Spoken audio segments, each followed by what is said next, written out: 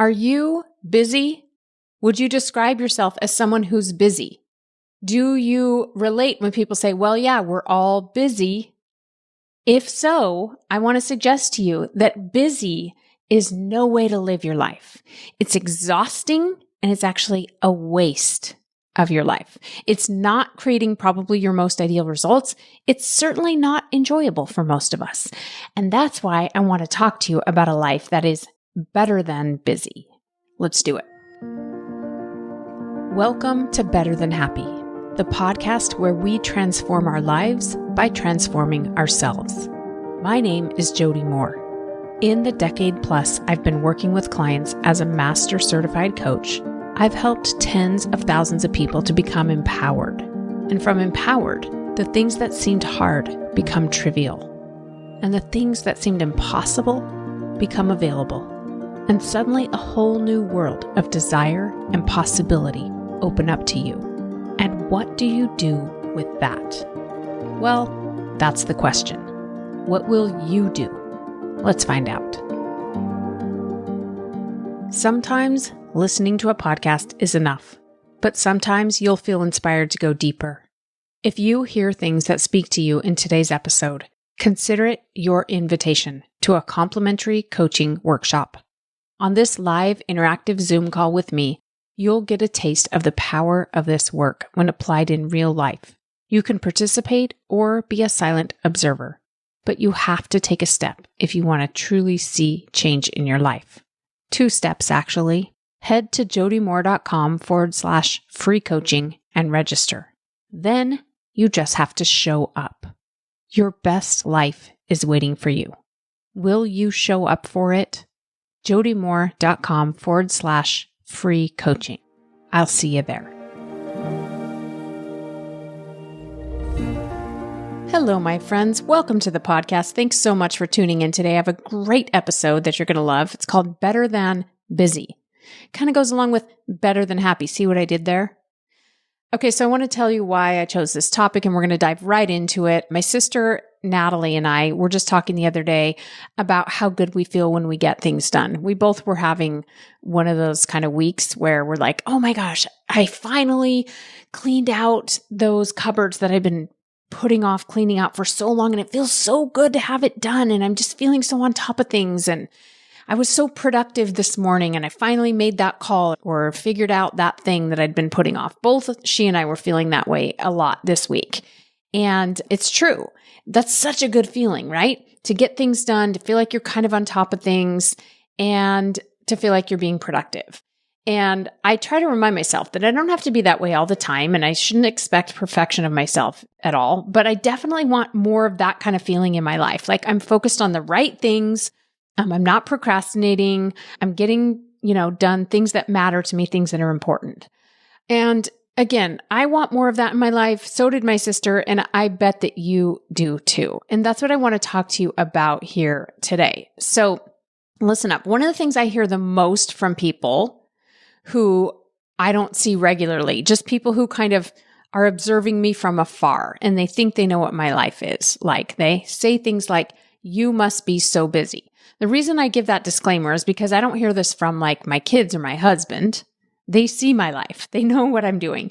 It's people who don't really see my day-to-day routine. They'll say, you must be so busy. Now, why are they saying this to me? Why do they think I must be so busy? Well, first of all, that's kind of something we just say in our culture to one another. It's kind of a way of, I feel like at least when I say it to people or when people have said it to me in the past, that they're trying to compliment me like, you're so productive. You're getting so many things done. Or they see the results that I've created, or I see results that they've created. And I think, wow, you must be really busy to be achieving so many things. Like I can think about people that I've said this to recently, and they're people who I really respect and I really admire. And so we offer that word busy almost as like a compliment. Again, I'm just as guilty of this as anyone else. So for me, when people say that to me, I understand that I think they're kind of trying to compliment me, right? I have this podcast I've been producing for a long time. I have a business with a team of employees, and I have lots of clients all over the world. And so I'm creating courses, I'm doing coaching calls and live events and etc. I'm very active in my church. and I attend a lot of meetings and activities, and I serve in my church. I like to go on walks, and I go to the gym regularly. Probably not as regularly as I should lately, actually. I got to get better at getting to the gym. I need someone to yell at me about that. And anyway, I like to play the piano. I'll sit down and play the piano just for leisure, for my own enjoyment. I like TV and movies and even wasting time on social media and things like that, right? So I do all those things. And so people think I must be busy, but am I busy? I will tell you the answer is no, I'm not.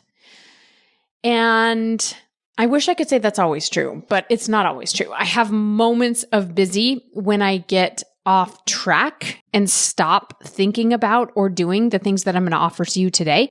But I would say a good 80% of the time, I am not busy. I pick my kids up at the end of the day from school, and then I rarely work after that. I make dinner most days. I grocery shop, which some people are like, why do you grocery shop in today's world? Don't you know about Walmart delivery or whatever? But you know what? It's actually, for me, easier to go in the store and pick out all the things than to sit down on the computer and figure out what I need and all of that. So anyway, that's a whole nother thing that you could coach me on one day. But I was going to say I enjoy grocery shopping, but that would be a lie. I don't enjoy it. I dislike grocery shopping in a store less than I dislike grocery shopping online. Okay, there. Anyway, like I said, I like to play the piano. I like to watch TV. I like to take naps. I always take a really good Sunday nap, but lately, at least 2 or 3 days during the week, I also take a little nap, just like at, 3:30 or 4 in the afternoon, just like a little 20-minute nap on the couch. I think I'm just getting older. I don't know. Anyway, so that's what my life looks like, honestly. Now, I've always been good at the part where I make sure and have time to watch TV, scroll social media, take a nap. What I haven't always been good at is getting done all the other things that I wanted to get done. Okay. When it came to either my job or school when I was a student or my business, which has been the last 12 years, I was a terrible procrastinator. Okay. I felt extremely overwhelmed and busy a lot before I discovered what I'm going to teach you today. I was always a self-proclaimed spontaneous non-planner. I still think of myself that way, actually. I see people who love planning. I have a really amazing employee on my team who's this way. She loves to plan. She's very good at it. That's why she's our project coordinator. And she loves to organize. She thinks about the future and including all the details. She is a natural planner, I would say, or she's gotten good at planning. I am not a natural planner. I don't love it. I'm not detail oriented, and I would much rather be spontaneous and kind of figure things out as I go. So I tell you all that because if you're anything like me and you're tired of being busy and overwhelmed, but you're like, I know I'm supposed to plan ahead, but that's just not how I work and I'm a procrastinator, then listen up, my friend, because about 10 years ago, I realized this is not creating what I want in my life, and I'm tired of feeling this way. And so I started living differently. I started living by a system that I now call better than busy. It's a whole system that I'm actually teaching in January in a full 5-day challenge, which I'll tell you about how to get later if you decide you want to come and join me for that. It also includes actually my exclusive planner that I use and a bunch of other tools that I'm going to give you. So if you want that, I'll tell you how to get it. But really for today, I just wanted to give you a head start and explain to you what it means to be better than busy and that this is possible. This is available to you. Not only is it possible and available, but I actually think it's the best way to live your life. So instead of saying to one another, you must be so busy, what if we were like, wow, what you're creating in your life is so amazing and you don't seem to be busy. How impressive. How are you doing that? That's actually much more impressive to me, right? Than the person that is frantically running around creating results. So the simple answer, right? And we'll come back to this in a minute, but the simple solution is people say, well, you need to say no to things. You need to not have so many things on your plate. And for some people, that's true, but that's not what I'm going to be teaching you today. What I'm going to teach you is how to still do all the things you want to and not be busy. Okay? So let's start out with the definition of busy. What does it even mean to be busy? I believe, and the way I want you to think about it today, is that busy is a state of being. Okay? Busy is an internal experience that happens in our minds with our thoughts and then our emotions, internal, right? And then it shows up in our behaviors. Okay, so it's a state of being, busy. Does that make sense to everyone? Does that sound like a fair definition? Okay, so if it's those things, if it's our thoughts and our emotions and our behaviors, then let's explore each of those for just a minute. What kinds of thoughts create the state of busy? What are the thoughts that you're having when you're feeling busy? They're usually thoughts like, there's so much to do. How am I ever going to get all of this done? And when you have a thought that's a question like that, how am I ever going to get all this done? By the way, your lower default subconscious brain answers it with something like, you're not. How am I going to get all this done? You're not going to. And it's going to be terrible. Now, your conscious logical brain knows that you'll get done what you need to and it'll be fine. But your lower subconscious brain is answering it if you're not paying attention to your thinking. Okay. So those kinds of thoughts, there's so much to do. I got to get this all done today, or I'm going to be in trouble if I don't get this done, or I'm behind, or I have to do everything. Okay. These are the kinds of thoughts that create a state of being, right? So those kinds of thoughts create what kinds of emotions for us then? Overwhelm, stress, anxiety. Those are the three most common ones people tell me. So if I'm thinking there's so much to do, I'm never going to get it all done, poor me, and I feel overwhelmed and stressed and anxious, then think about how I behave. What do you do? How do you show up? And how do you do it from the emotions of stress and anxiety? Well, we tend to be rushed, which means we're more likely to make mistakes. This means our work becomes lower quality. We either just produce lower quality work or we have to go back and fix things, which means it takes even longer. We may get temporary results from this state, but often we're not getting the overall quality of results that we want, not to mention it results in a lower quality of life as we go about doing whatever we're doing.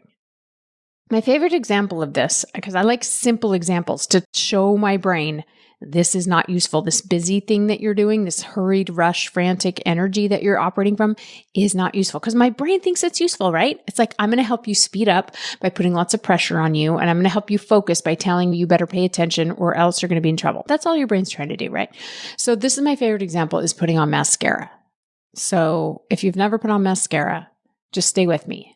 Try it out. See if you can understand. But if you have put on mascara, you know that when you put on your mascara, if you go too fast, if you're in a real rush and you hurry and try to slap mascara on your face, what happens?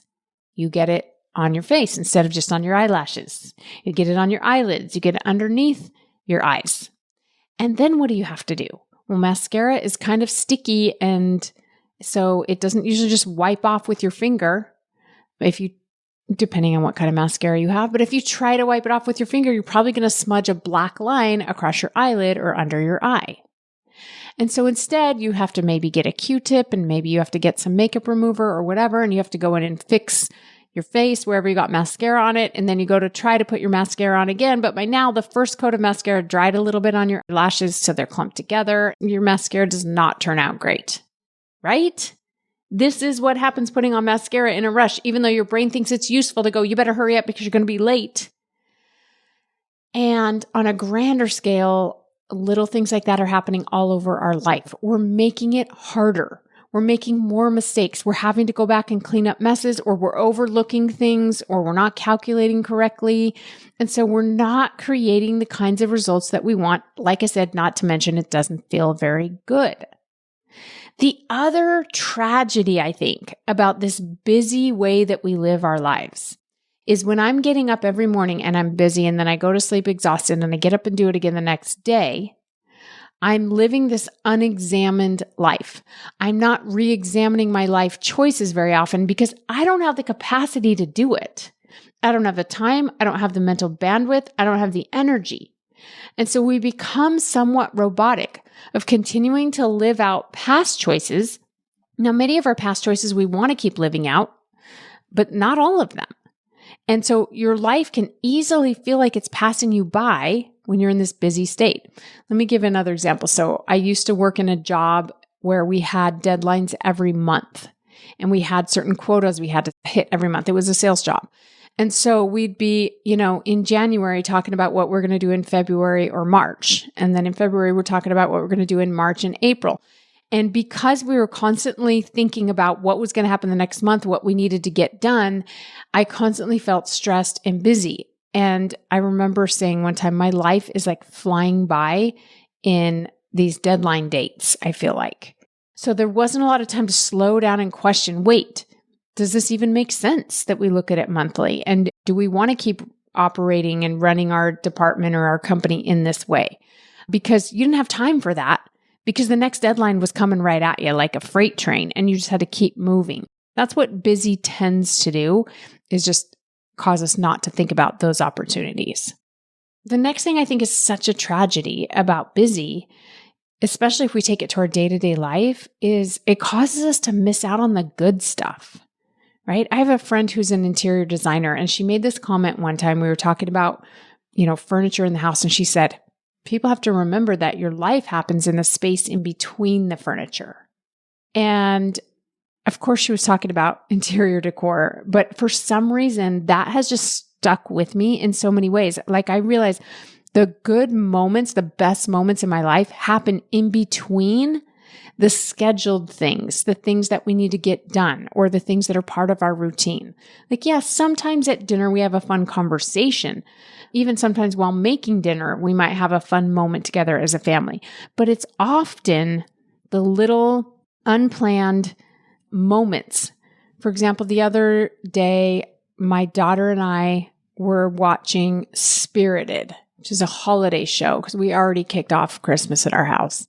So it's a Christmas movie with Ryan Reynolds and Will Ferrell, and it's a musical, but it's kind of a satire on musicals and a remake of classic Christmas Carol story. And anyway, we were watching it, and the opening song, one of the first songs, is this really dramatic, musical show tune, dancing over the top scene. And my he's not 10, he's 12, sorry. My 12-year-old son started kind of like imitating the dance and following along. And I was like, that's hilarious. And he'd been wanting to earn some money to buy a game. And I said, if you learn that dance, I'll give you the rest of the money for your game. And he's like, okay. So he got on his iPad and he learned it and then he performed it for us. And we were laughing so hard. It was just like this moment, right? Those moments that I never could have planned, that none of us predicted, only happened because I had time to sit there and enjoy a movie and joke with my kids. And those are the moments that we remember and that connect us. And we all want more of that in our lives. At the same time, we got a bunch of things we need to get done, right? I get it. So let's not be busy. I'm trying to sell you here on not being busy, and I know you're already sold on it. You don't like that feeling, but there's a part of your brain, again, that thinks it's useful that I'm trying to sell here. So you got to keep reminding yourself, this is not useful. We're not going to do this and as much as possible. All right, now let's talk about what creates this state of busy then. It is not your to-do list. It is not how many things you have on that list. It is not other people's demands or requests of you. It's not how many children you have. It's not even your job or your boss or the demands of that job or that boss. Those things are outside of you. Okay? So remember, busy is a state of being. You are creating it with your thoughts, your emotions, and your behaviors. You are the only one capable of creating your own state of being. Now, other people will try to influence your state of being, possibly, and they may influence you, but they do not determine your state of being. You do if you choose to do so consciously. And so this means that there's internal work to be done, which happens to be my specialty as a coach and what I help you with here, right? So the external part of it, again, what you do, how you behave is only a very small part of it. But like I said in the beginning, most people start there. So let's just start there. Let's just dive in. Okay. First thing you can do when it comes to your behaviors is you can say no and you can take some things off your schedule. Again, some of you might want to do that. I'm all for it if you want to do that. If you need some help being okay with other people's emotions, I highly recommend you get some coaching on that. That's the number one thing I hear. Well, I don't want to disappoint people. I don't want people to think I'm irresponsible. I don't want people to think that I'm flaky. These are all things that have come up recently in coaching on this topic. And so there's some good internal work that needs to be done around realizing that you're not responsible for other people's emotions or opinions or lives, but you are 100% responsible for yours. So are you going to try to manage their emotions, which is not even entirely in your control? Or are you going to manage your emotions in your life? Sometimes we have to make a choice. So again, come and get some coaching on my free coaching workshop if necessary, and I can help you with that. Now, most people, when they think about removing something from their plate, they start with their own stuff for this reason, right? They don't want to disappoint other people, and they don't think that it's possible to stop meeting people's expectations the way they maybe have been in the past. And so we tend to sacrifice our own stuff first. We stop with whatever self-care we might be participating in. We cut out projects that just feel like passion projects. I have had so many women especially come on to coaching calls and tell me, I want to do this thing, but it's going to take time away from whatever other thing, my family or whatever other thing they may be doing. And that feels selfish. To which I say, okay, and what's the problem again? Are you telling me you shouldn't be selfish in this way? If selfish equals creating the life that you want, even if it means other people might have to take some responsibility for their own lives, you telling me you shouldn't be doing that? Because I beg to differ. Okay. So anyway, most people will cut out their own stuff though, because it's easier than dealing with the fact that other people are allowed to feel whatever they feel and have their opinions. Now, obviously, you're not going to stop taking care of your kids. You're not going to drop the ball at work, right? And I'm not saying you have to do that. I'm saying like reassess if you're going to cut something out. Do not start with your stuff. Start with getting more honest and clear with people, having boundaries, giving people the benefit of the doubt. I got to tell you guys something. Your kids are capable of figuring it out more than probably what you're letting them figure out, if you're anything like me and everyone else I know. Okay? It's good for our kids to figure stuff out. I'm not saying neglect them. I'm not saying let them go hungry or don't, make sure that they're safe. I'm just saying give them a chance to be a little bit more independent. Give them a chance to rely on each other or somebody else in their life. It doesn't have to be all you. So my approach for this, and I'm going to teach this in more detail. We're going to do this together at, again, Better Than Busy happening in January. But my approach is that you begin your planning of what you're going to do in your day with the you stuff, the stuff that's for you.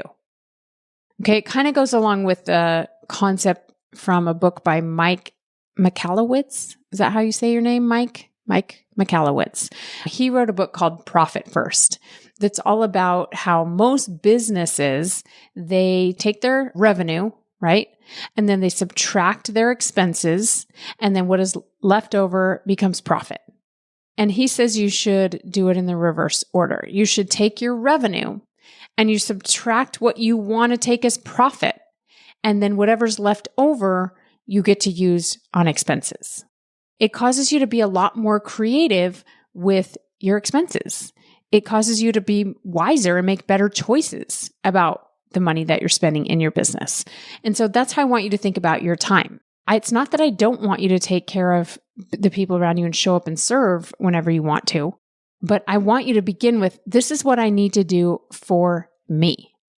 Okay? And this is what I want to do. This is what I choose to do for me. I want to spend my time doing these things.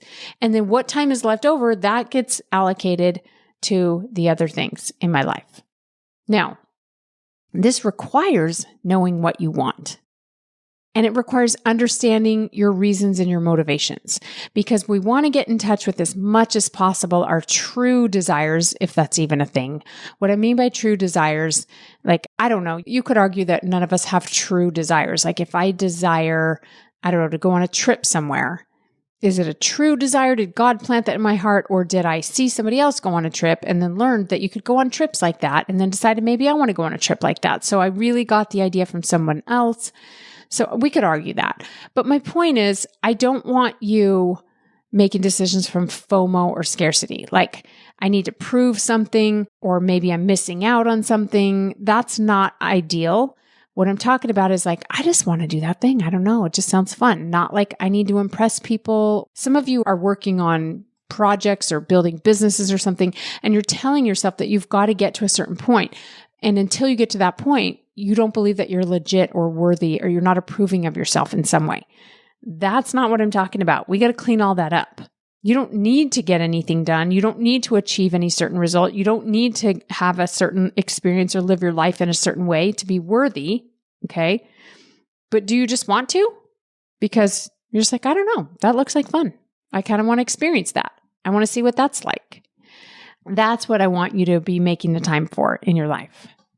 Okay. Now, I also operate from this belief, which is different from what a lot of people believe. So listen up, okay? Because a lot of people will say things like, well, you can't do everything, and there's a time and a season for certain things. And when you say yes to something, you're saying no to something else. Now, I get it. Those can all be useful, true thoughts in certain cases.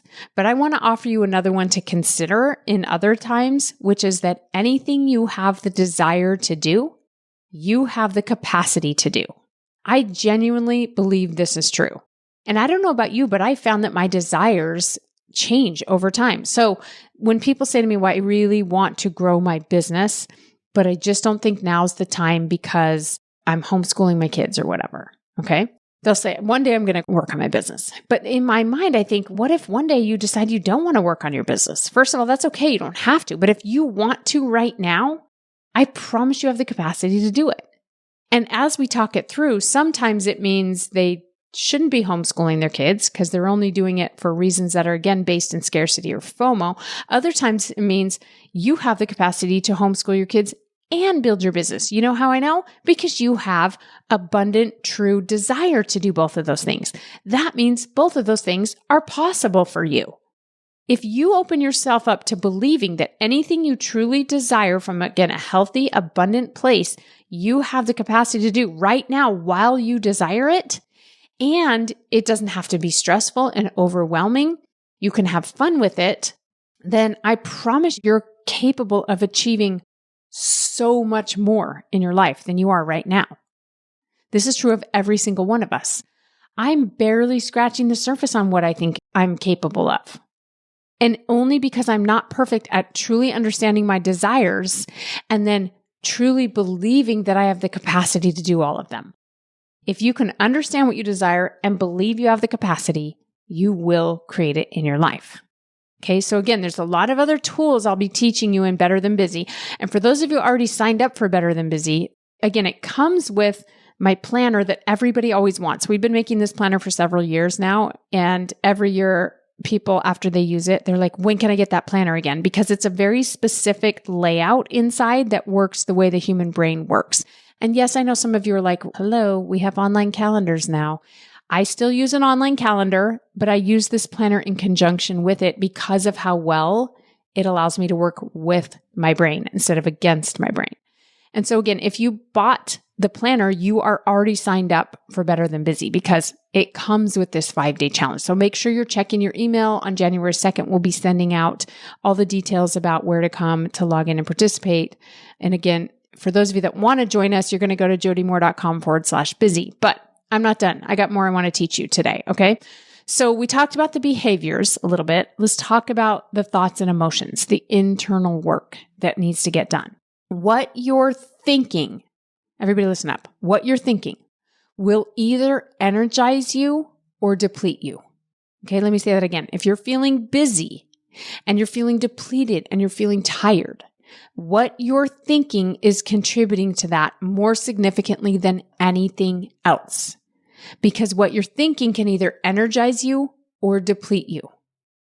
So if you are thinking, I want you to think back to a project that you have done at some point in your life. I used to sew a lot. And sometimes I would start on a project that was so much fun, I did not want to walk away from it. Okay? I would put in so many hours and work so hard, and I would stay up so late at night and get up early in the morning and want to work on it again first thing. You know why? I was thinking, this is fun. This is working. Or sometimes it was, I'm going to figure this out. This is going to turn out great. I can't wait to see what this looks like in the end. I've got this. This is going to be awesome. I'm good at this. I'm doing this. I'm figuring this out. I think I can do this. All of those thoughts generate energy, and then we actually want to stay focused and work really hard from that place. Okay? I think about playing the piano. I mentioned that I like to play the piano sometimes. Well, guess what? When I was a kid, my mom put me in piano lessons, and I did not want to play the piano at all. I hated playing the piano. I did not like the type of lessons I was in, and I didn't want to do it. And so when it was time to practice the piano, it felt like drudgery, right? Because my thoughts were, I hate this. I don't want to do this. Why is she making me do this? I wish I didn't have to do this. And so I don't know how long she had me practice, 20 minutes, maybe 30 minutes. And the whole time it felt so long and it was so painful. Well, now I sit down to practice the piano and I can play for a couple of hours and then wish I could keep going longer. Because I'm not thinking the same thoughts. It's not practicing the piano that makes you feel overwhelmed, stressed, or busy that made me miserable as a kid. It was what I was thinking and believing at the time. Now, does this mean that with all the things you got to do in your life, because I know some of you are like, that's great if you're practicing the piano or you're just working on a sewing project, Jody, but I'm changing stinky diapers, or I'm taking care of special needs kids or an elderly parent, or I'm working at this job that I hate, or whatever. I know that you're doing a lot of tasks that are not the same as practicing the piano and sewing, okay? So this doesn't mean that you have to be thinking, this is going to be awesome. I'm so good at this. I've got this. I can't wait. But my guess is that there are some areas of your life, at least, where we could shift your story in some way, and we could generate more energy for you instead of depleting it. You don't even have to do this with all the areas of your life. You can still hate some of it. But if you take the ones that are available to you, that are possible for you to make a shift, in other words, you already believe something more energizing, you're just not defaulting to that, and you're not managing your brain, then you will shift and create more energy for you in your life instead of depleting it. So let's look at an example. Recently, I had a client say to me, well, I just get really overwhelmed and stressed when I'm getting in the car with my kids at certain times when they're all tired and hungry and they're fighting and it's nap time, and I get really overwhelmed and stressed. Anybody relate to this? I don't have kids in that phase anymore, but I remember when I did. And the reason we feel stressed in that situation is not because the kids are crying and hungry and fighting and tired. The reason why is our thoughts. So for my client, her thought was, why do I even bother going out? I should have known this was going to happen. This happens every time. Those were her thoughts, right? Underneath these thoughts, why do I bother going out? I should have known better. This happens every time. Is this assumption that there's a problem here and that she's responsible for solving it, right? And this is what I pointed out to her. I said, okay, so you're saying that kids being hungry, tired, crying, and fighting as we get in the car is a problem? I just want to ask your brain that. Has something gone wrong? Or might we decide this is just what kids do sometimes? Kids get tired. Kids get hungry. Sometimes they fight. Sometimes they cry. It's okay. This is not a real problem. It's going to be okay. No one's going to starve. No one's going to die of sleep deprivation. The fighting is, as long as it doesn't get too out of hand, no one's going to get hurt. It's okay. There's not actually a real problem here. And I certainly don't have to solve it immediately. We're going to go home, and eventually they're going to get some food and they're going to take a nap, and this is going to be fine. But for now, it's okay for them to be tired and hungry and even to fight. It's okay. I don't need to solve it right now. Isn't that true? When we slow it down and we look at it, we all know that's true. That's actually kind of normal, understandable behavior at times, especially from little kids. And so we don't have to go all the way to this is awesome. I can't wait to do this. Right? In this situation. But my client realized she could just remind herself, it's okay for them to be hungry and tired and even to be crying and loud. Nothing is wrong. This doesn't require an immediate fix. What a full life I have. I want this life. I want to be the mom to these kids. I wanted these kids and now they're here. And this is the part where there's a lot of stimulus happening. There's a lot of noise, but it's okay. Everybody's fine. Because I'm telling you, that will create a different state for you than the first set of thoughts. Okay. So there are likely 1 to 3 areas in your life where you could shift your thinking and create more energy, more capacity. You would have more ideas. You would get more creative, or at the very least, you would stop depleting your energy. And we're going to go through the top ones in Better Than Busy so that you can identify, oh, here's one that might be available to me. Okay. Now, the final component that I want to give you today of this Better Than Busy process is that you've got to work with your brain, not against it. Okay. So here's the thing about the human brain. On some level, it's messy. Here's what I mean by that. We have conflicting thoughts and desires and opinions, right? Have you noticed this? Like, you might have somebody in your life that you think shouldn't behave the way they do, and they get on your nerves and you don't understand why they are that way. And that's all true to you. And then on the other hand, you feel really bad for them and you see how they're struggling. And maybe you even know a little bit about their past that, got them to where they are. And you have a lot of compassion and you feel bad and you recognize that it must be hard to be them. Those are kind of conflicting, like we have compassion and understanding, and then we have resentment and frustration and confusion. They feel like opposite stories, and yet you believe both of them on some level. This is what I mean by the brain is messy. And so the other thing that's interesting about the brain is that it resists hard work and it resists focusing, because that is hard work for it. The other thing our messy brains do is that they overemphasize negativity because they're looking out for potential danger, physical danger, emotional danger, etc. And so we put a lot of emphasis on negativity. The other thing our brains do is they switch subjects. Ever notice you're trying to think about something and suddenly you have an idea for something totally unrelated, like squirrel? That's how the brain works. It's messy. It likes to come up with good ideas on its own timeline, not when you tell it to. Have you noticed this? The moment I need to sit down and record a podcast, I usually have 0 ideas what to talk about. If I tell myself, come up with a good idea right now, it's not going to do it. You know when it's going to come up with the idea? Randomly in the middle of the night, when I'm in the shower, when I'm in the grocery store and I overhear somebody talking, or I'm listening to an audiobook about nothing related. That's when the idea comes. So this is what I mean by your brain is messy. And the brilliance only lasts so long, right? It comes in waves.